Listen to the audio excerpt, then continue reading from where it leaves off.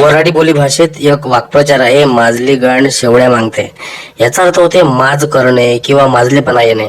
गरीबाच्या लेकराला खाले सापडत नाही, पण श्रीमंताची लेकरं रोज नवीन नवीन पदार्थ खाते, चटचटीत तुरतुरी चमचमीत खाते.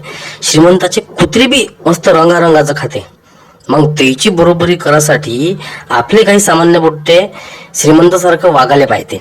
म्हणजे त्याच्या नवीन गाड्या, शौकपाणी, आपल्या शेंबड्या गर्लफ्रेंडचे लाड पुरवणं, मेस असताना हॉटेलात जेवायला जाणं. हे चार चौघात साधं पाणी पित नाही, हे 20 रुपयाची बिस्लरी विकत घेऊन पिते.